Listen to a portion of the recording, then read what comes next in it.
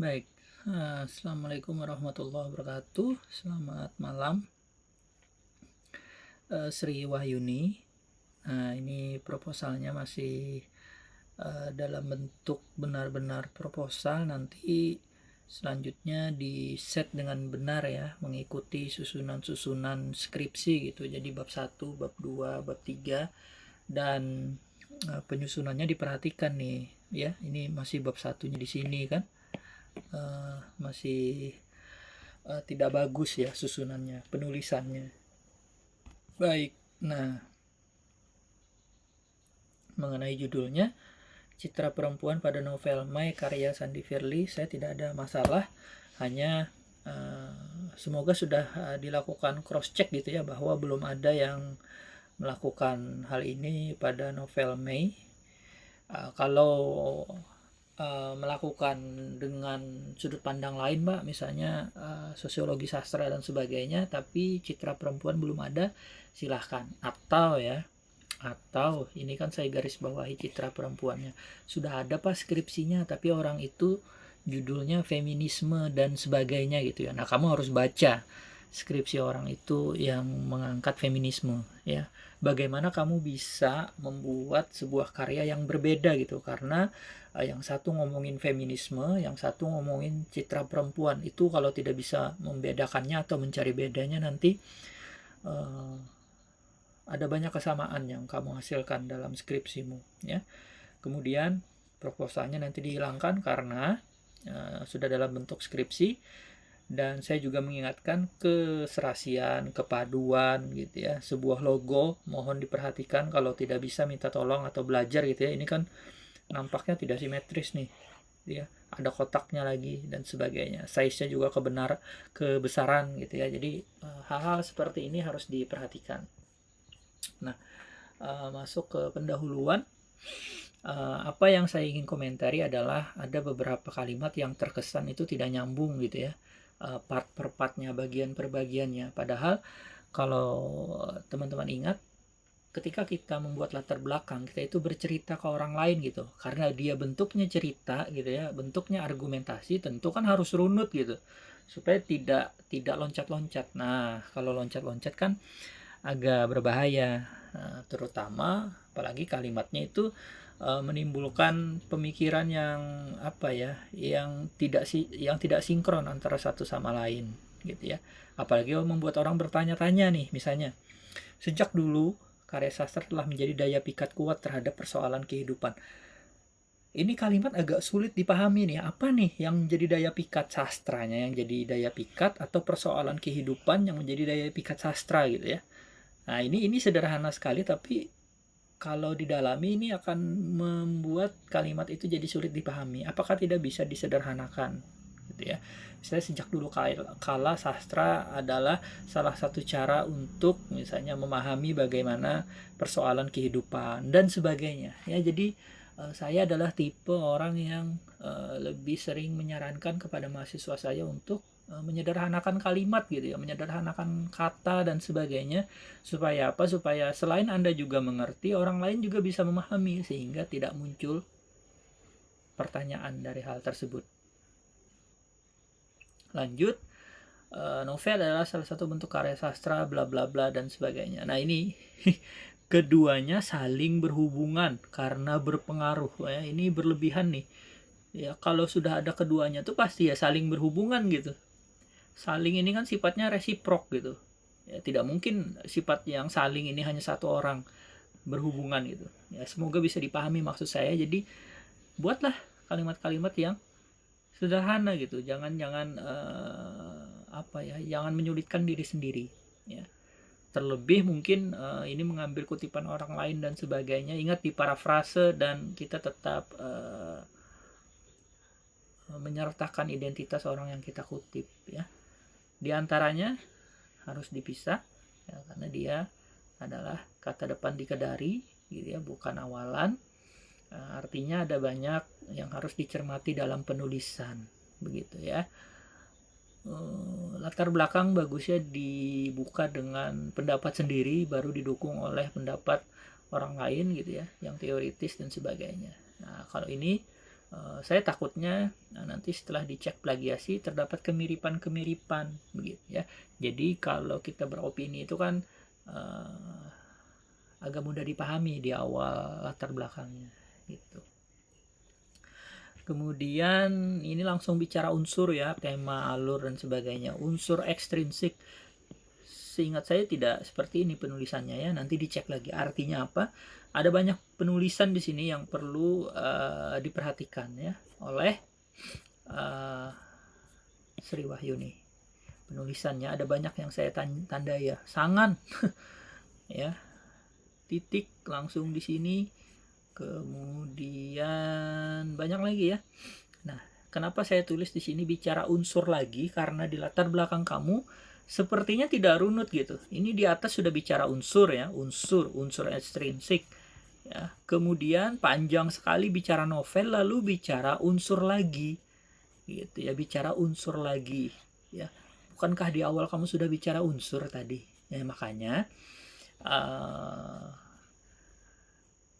tidak dirombak sepenuhnya, cuma pola pikirnya harus kamu buat, artinya kamu harus membuat outline ya.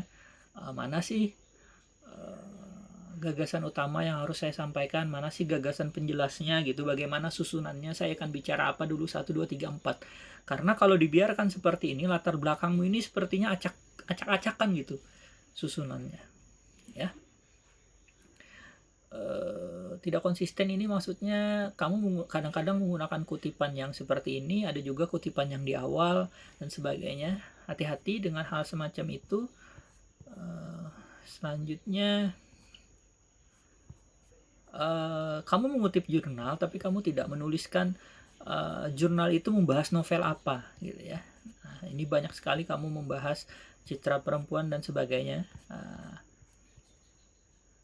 Novel apa nih kamu mengatakan bahwa ada penelitian Fitri hasil menunjukkan karakter tokoh, tapi saya nggak ketemu nih Fitri ini meneliti novel apa ya, tokoh Hayuri ini dari novel apa gitu ya.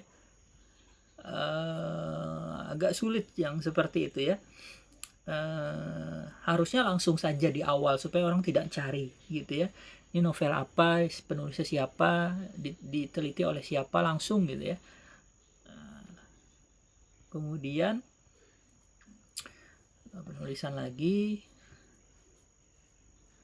ini, hati-hati ya, hal-hal detail seperti ini, hal kecil ya, harusnya tidak ada spasi sebelum titik, tapi ya tidak enak dilihatnya ya. Ini contoh kata yang menurut saya rumit sekali untuk dipahami gitu ya. Citra perempuan dalam novel Mei, masalah yang dihadapi tokoh berbeda sehingga hasil penelitiannya pun berbeda. Apa gitu masalah yang berbeda ini, dari apa? Dari Mei. Dan hasil penelitiannya pun berbeda.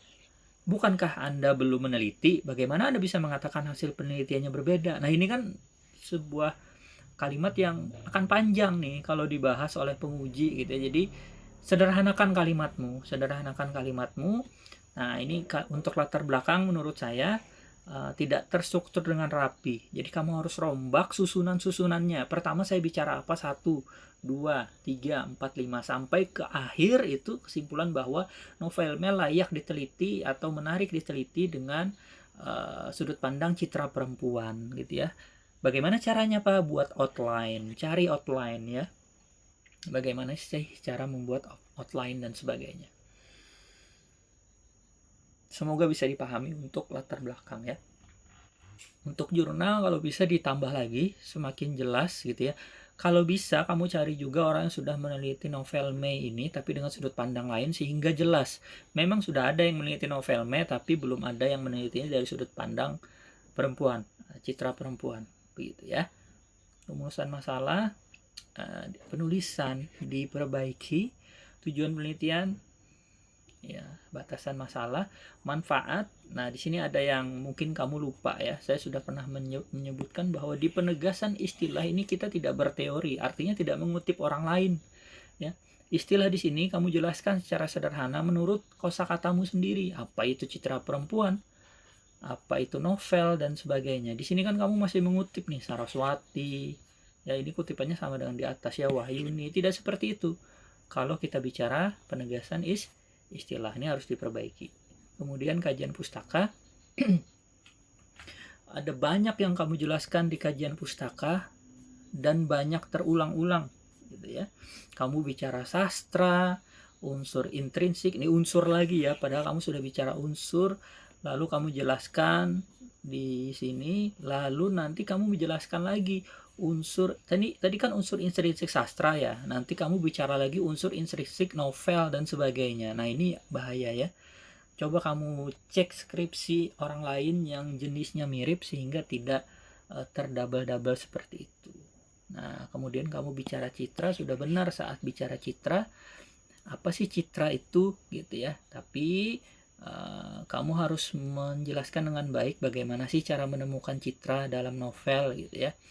Ada beberapa dosen juga yang ya tidak perlu menjelaskan novel, kamu kan tidak menjelaskan novelnya, kamu menjelaskan isinya atau citra perempuan dalam novel itu. Orang tahu novel itu apa dan sebagainya. Tapi kita lihat nanti ya siapa yang akan menguji, dan ada beberapa halaman ini yang membuat kamu menjelaskan novel gitu ya, yang sebenarnya tidak perlu. Untuk apa menjelaskan novel, orang tahu kok Mei ini novel gitu. Itu ya pemikiran beberapa penguji seperti itu. Kemudian nah di sini kamu menjelaskan unsur novel. Pertanyaan saya, novel ini kan termasuk karya sastra. Nah kalau kamu sudah menjelaskan unsur karya sastra di atas, ngapain kamu menjelaskan unsur novel lagi di bawah? Nah, tolong dipikirkan itu ya. Nanti dicek lagi penulisannya.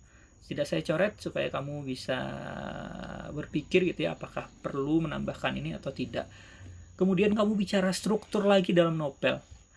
Mungkin di teori sastra kamu lupa bahwa unsur in dan unsur ekstrinsik itu adalah unsur struktural dalam novel gitu. Jadi ini kamu berputar-putar membahas unsur saja gitu ya.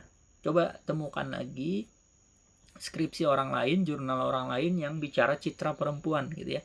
Apa sih teori yang dia jelaskan gitu. Apakah dia menjelaskan feminisme gitu ya. Karena tidak semua citra perempuan itu bicara feminisme loh. Sebab feminisme itu kan gerakan ya. Gerakan ya, sebuah sikap, sebuah pandangan untuk ya melihat posisi perempuan itu setara tidak dengan laki-laki dalam beberapa hal tertentu gitu. Ngapain kamu menjelaskan tentang misalnya jenis-jenis feminisme dan sebagainya kalau tidak ada kaitannya ya. Panjang sekali kamu menjelaskan kajian feminisme ya. Nanti kalau ditanya apa kaitannya dengan skripsimu, nah itu harus kamu bisa jawab karena kamu memasukkannya dalam kajian teori ya. Saya tidak menyalahkan, hanya mengingatkan saja agak berbahaya kalau kamu meletakkan sesuatu tidak mengerti ya. Misalnya jenis feminisme itu penting tidak kamu letakkan, itu ada hubungannya tidak dengan citra perempuan misalnya. Kamu menjelaskan feminisme liberal, feminisme radikal dan sebagainya gitu. Dicek lagi, perlu tidak penjelasan semacam ini. Sayang juga kan kertas beberapa lembar menjelaskan itu ternyata tidak signifikan fungsinya dalam skripsimu. Metode penelitian, nah ini masalah terbesar ya menurut saya di proposalmu adalah mungkin kamu belum memahami metode penelitian yang akan kamu gunakan. Kamu menegaskan bahwa ini adalah penelitian deskriptif kualitatif, yang artinya ya, ini bukan penelitian yang sifatnya kuantitatif. Ada apa ketika kamu meletakkan populasi sampel ya? Tidak perlu. Karena apa ya? Karena kamu kan kualitatif. Kamu nggak ke lapangan, nggak mengambil populasi, nggak mengecek sampel dan sebagainya ya. Hati-hati ya. Instrumen penelitiannya benar gitu, adalah peneliti sendiri. Ngapain peneliti itu sebagai instrumen? Nah itu yang harus kamu jelaskan. Baca lagi bukunya ya, jangan ngutip punya orang tanpa tahu ya. Kamu harus punya bukunya ya. Teknik pengumpulan data, cari lagi kepustakaan itu apa saja ya, penelitian pustaka itu apa saja. Teknik analisis yang ingin saya tambahkan, ketika sampai pada penarikan kesimpulan, apakah ada tahap lain yang diperlukan? Nah, karena biasanya orang melakukan tahap selanjutnya yaitu triangulasi atau verifikasi data ya untuk mengecek keabsahan penelitiannya. Kamu cari deh ya, apakah perlu ditambahkan atau tidak. Nah, sampai di situ daftar pustaka penulisannya dicek lagi ya. Karena ada ini tidak sesuai aturan gitu ya. Ini apa user ini di laptopmu nih yang ada folder download, di laptop orang kan tidak ada. Hati-hati ini juga ya. Ingat, gunakan apa style ya. Kalau bisa gunakan Mendeley supaya otomatis ya. Penulisan, jurnalnya juga ditambah lagi, bukunya juga ditambah. Dan secara keseluruhan selain penulisan, kamu harus fokus ya, pahami citra itu apa dan cara menemukannya seperti apa. Ketika kamu tahu cara menemukan citra, kamu bisa menyampaikan dan membuktikan bahwa menegaskan bahwa teknikmu dalam menemukan citra perempuan itu benar di dalam novel. Lalu agar bagus, maka kamu harus memahami apa kaitan penemuanmu itu dengan masyarakat gitu. Bagaimana sih perempuan sekarang misalnya? Ya, hubungannya apa sih, fungsi memahami perempuan di dalam novel Mei, memberikan pemahaman apa dan sebagainya. Itu nanti kalau sudah masuk ke pembahasan. Nah, itu yang mungkin bisa saya sampaikan, semoga lebih baik ya di revisi selanjutnya, karena ini sudah revisi yang beberapa kali. Terima kasih. Assalamualaikum warahmatullahi wabarakatuh.